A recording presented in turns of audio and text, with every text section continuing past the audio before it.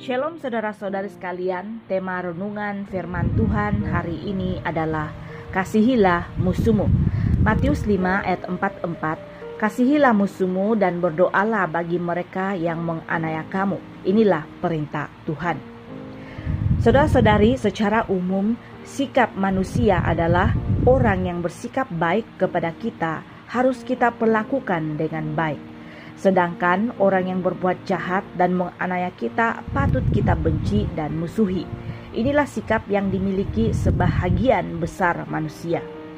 Bahkan sekarang ini ramai orang yang bertindak semena-mena terhadap orang lain. Yang kuat menekan yang lemah, yang kaya menindas yang miskin. Hanya karena memiliki prinsip berbeza, seseorang dimusuhi, diserang, dianiaya, bahkan dibunuh.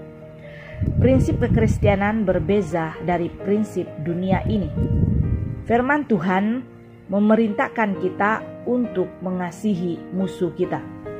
Tuhan berkata dalam Matius 5 ayat 46 hingga 47. Apabila kamu mengasihi orang yang mengasihi kamu, apakah upamu?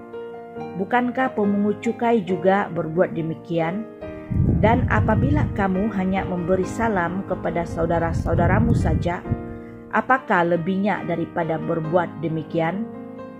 Saudara-saudari, Tuhan Yesus adalah teladan yang luar biasa bagi kita. Ia sanggup mengalahkan yang jahat dengan kebaikan. Diejek, diludahi, dimusuhi, dienaya, bahkan sampai mati di atas kayu salib. Dia tidak pernah membalas perbuatan jahat mereka, tapi Yesus berdoa bagi mereka. Lukas 23 ayat 34. Kejahatan tidak akan dapat ditaklukkan oleh kejahatan, tetapi kebaikanlah yang mampu mengalahkan kejahatan. Mungkin kita berkata, saya adalah manusia biasa, mustahil dapat mengasihi musuh. Alkitab menambahkan dalam Matius 5 ayat 48, haruslah kamu sempurna, sama seperti Bapakmu yang di surga adalah sempurna. Maka itu saudara-saudari, tidak mustahil kita dapat mengasihi musuh. Kita pasti dapat melakukan perintah Allah ini, mengasihi musuh.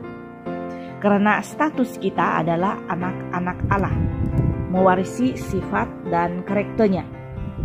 Dikatakan, barang siapa tidak mengasihi, ia tidak mengenal Allah, sebab Allah adalah kasih. 1 Yohanes 4 ayat 8. Pastilah Allah tidak pernah memberi perintah yang mustahil untuk kita lakukan. Saudara-saudari, menjadi sempurna bukan tergantung pada usaha kita, tetapi tergantung pada siapakah kita asalkan kita terus bertumbuh di dalam Dia. Mengasihi musuh adalah bentuk dari penyangkalan diri. Ini adalah salah satu ujian untuk membuktikan status kita sebagai anak-anak Allah. Matius 5 ayat 45. Dengan demikian kamu menjadi anak-anak Bapakmu yang di surga. Kesimpulannya adalah Tuhan menghendaki kita memiliki hidup yang berbeza dari dunia. Untuk itulah kita dipanggil supaya hidup kita menjadi berkat. Salah satunya adalah mengasihi musuh dan berdoa bagi mereka. Tuhan Yesus memberkati. Amin.